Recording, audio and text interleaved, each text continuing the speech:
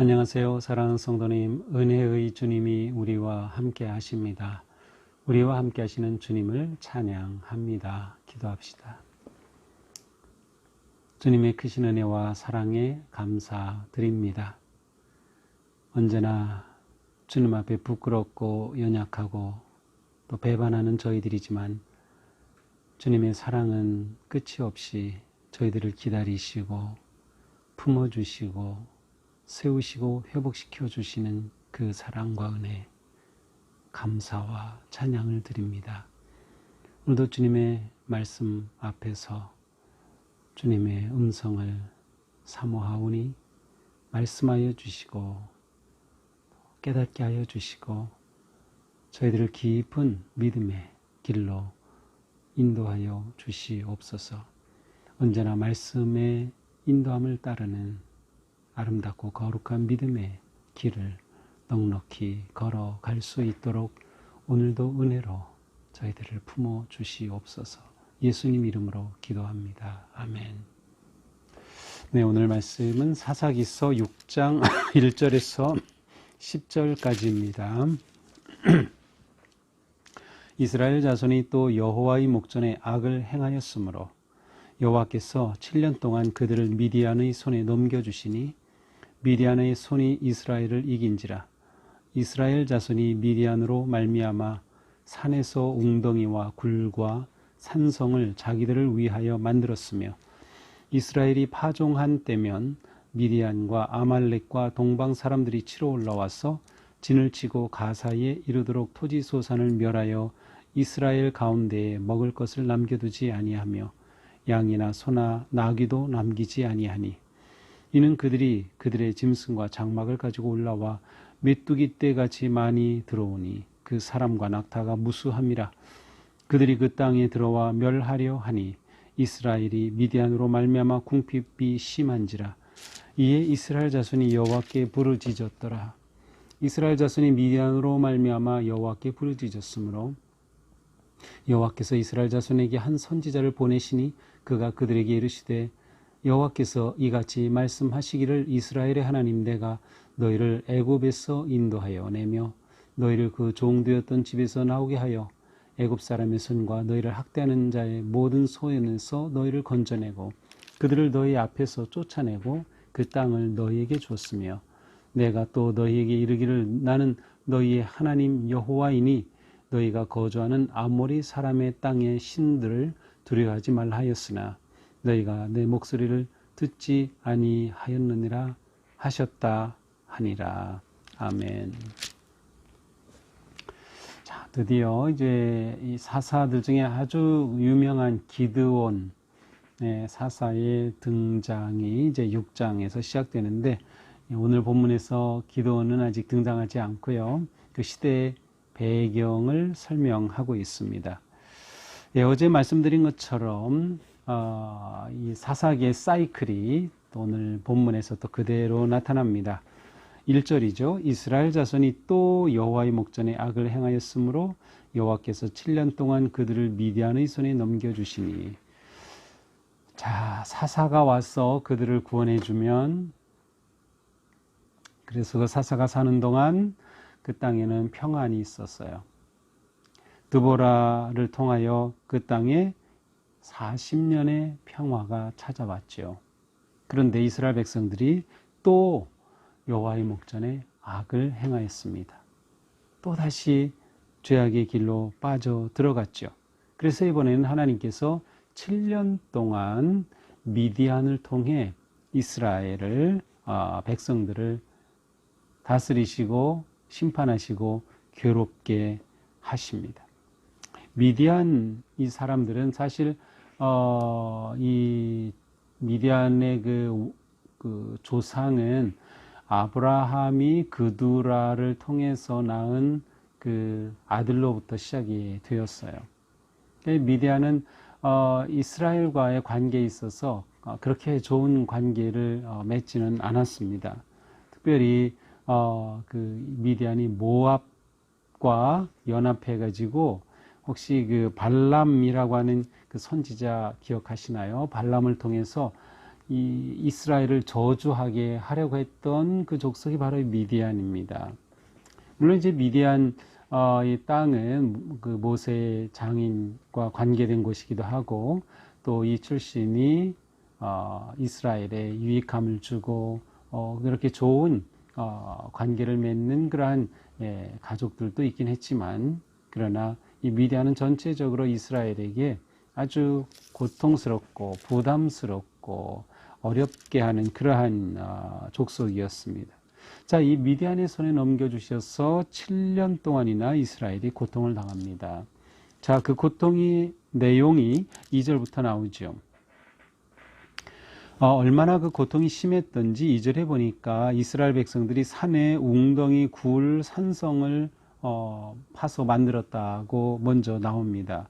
자, 이것을 설명하기 전에 이제 3절을 먼저 볼 필요 있는데요. 3절에 보니까 이스라엘이 파종할 때면 이제 씨를 뿌리게 되죠. 그래서 싹이 나오게 되죠. 보통 10월, 11월입니다. 우리로 치면. 그래서 그때에 씨를 뿌려서 싹이 나오게 되죠. 그렇게 되면은 바로 미디안과 아말렉과 동방 사람들이 올라와서 동물 그 가축들 다 데리고 올라가지고 이 토지의 모든 것을 다 못쓰게 만들고 가축이 와서 다 뜯어먹게 하고 이렇게 만들어 버리는 것입니다.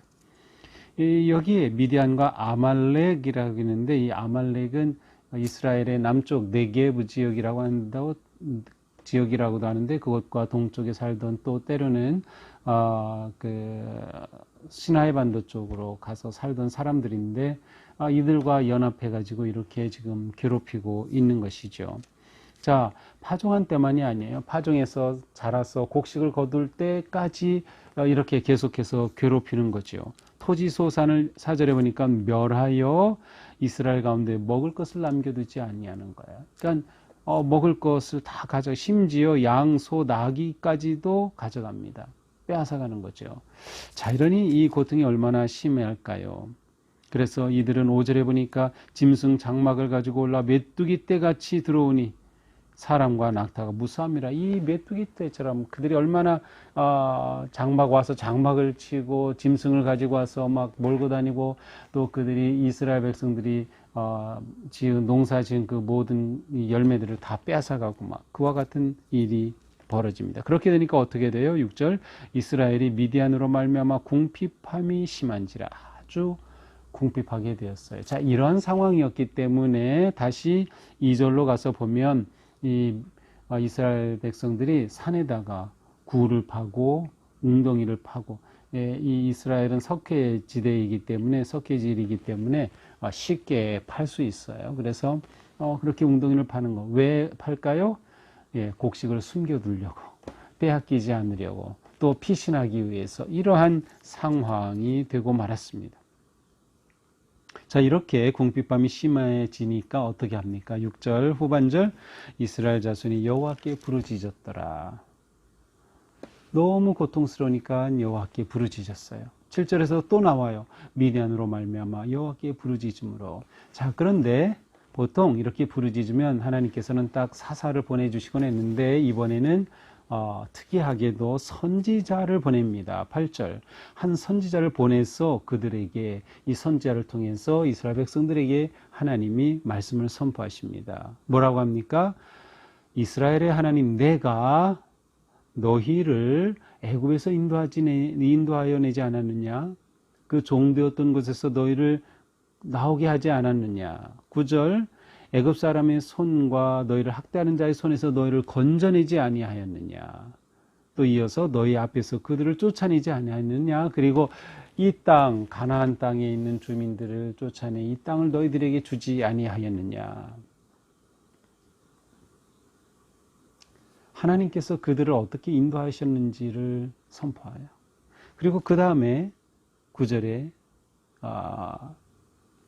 10절에 나는 너희 하나님 여호와이니 너희가 거저는 아모리 사람의 땅의 신들을 두려워하지 말라 하였으나. 자, 여기서 말하는 아모리 사람은 이제 가나안 전체 족속을 통칭해서 부르는 표현입니다. 그래서 이 아모리 족속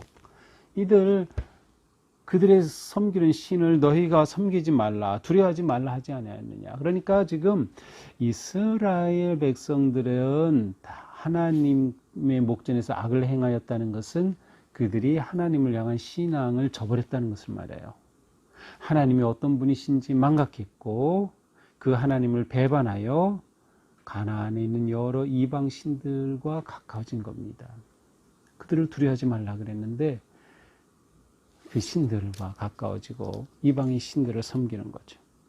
이 하나님께서 미디안을 보내 7년 동안 그들을 괴롭게 하셨던 겁니다. 자, 오늘 보면 여기까지예요. 이제 이런 상황에서 하나님께서는 이제 사사를 보내어 이들을 구원해 주시겠죠. 그들이 부르짖으니까. 이 부르짖는다는 이 단어만 나오지 회개하였다는 표현은 없어요. 그러니까 이것은 하나님이 얼마나 자비로우신가 하는 것을 보여주기도 합니다. 이들이 부르짖으니 하나님이 외면하시지 않는 거죠. 자, 이것이 오늘 말씀입니다. 자, 오늘 말씀을 보면서 우리가 위기를 만날 때 그때는 바로 하나님을 찾을 때이다라는 거예요. 이유 불문하고 우리의 위기가 어떠하든 이유 불문하고 하나님을 찾을 때입니다. 어떤 어려움에 처하든 어떤 상황이든 하나님을 찾을 때 그렇게 될 때 위기는 회복의 기회가 됩니다. 하나님을 찾지 않으면 위기가 멸망으로 치닫지만 하나님을 찾으면 위기는 회복의 기회가 됩니다. 이것이 우리에게 매우 중요하죠. 우리가 가진 믿음이 무엇이에요? 우리 아버지 하나님은 은혜로우신, 자비로우신, 인자하신 아버지, 사랑의 아버지라고 하는 확신이 우리에게 있었을 때 비록 우리가 하나님을 배반하여 위기를 만났든 아니면 시대적인 상황 속에 위기가 왔던 어떤 상황이 있어든 우리는 하나님께 부르짖고 하나님을 찾아야 한다. 그 길만이 구원의 길이기 때문입니다. 자, 이렇게 하나님을 찾고 회복되기 위해서는 무엇이 필요할까요? 선지자가 하나님의 말씀을 선포했듯이 하나님의 말씀이 우리에게 필요합니다. 지금 우리가 말씀을 계속 잡아야 하는 이유가 여기 있어요. 코로나 위기 속에 우리가 말씀을 잡지 않고서는 하나님을 알 수 없기 때문에 말씀을 통해서 하나님이 누구이셨는지를 그들에게 가르치고 생각나게 하시죠. 내가 너희를 애굽에서 건져내지 않았느냐, 이 땅으로 너희를 인도하여내지 않았느냐, 그리고 너희에게 이방의 신들을 두려워하지 말라고 하지 아니하느냐. 이 하나님의 말씀을 생각하고 기억하게 될 때 깨닫게 되는 겁니다. 죄를 깨닫게 되고 떠났음을 깨닫게 되어 하나님께로 돌이키고 돌아올 그러한 기회를 찾게 되는 것이죠. 이것은 회복을 위해 절대적으로 필요합니다. 우리는 회복을 위해 하나님을 기억해야 한다, 말씀으로 기억한다, 그리고 하나님께 돌이켜야 한다라는 것이죠. 그러므로 우리에게는 오직 하나님을 신뢰함만이 희망입니다. 하나님을 신뢰함으로써만 우리는 회복될 수 있고 어떤 상황에서도 돌이킬 수 있기 때문입니다. 우리 삶 속에 하나님이 주셨던 말씀, 하나님이 함께 하셨던 베풀어 주셨던 은혜, 그것을 망각한 채 어려움과 고통 속에 하나님을 찾지 않고 나 혼자 내 힘으로 살 길을 찾으려고 바둥거리지는 않았는지 돌이켜 봅니다.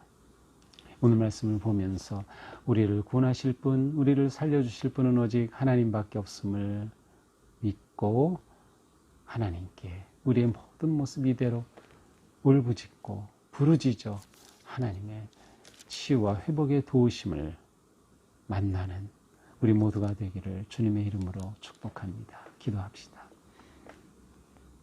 하나님, 이스라엘 백성들은 평탄한 시간이 오히려 타락하고 하나님을 떠나는 시간이 되고 말았습니다.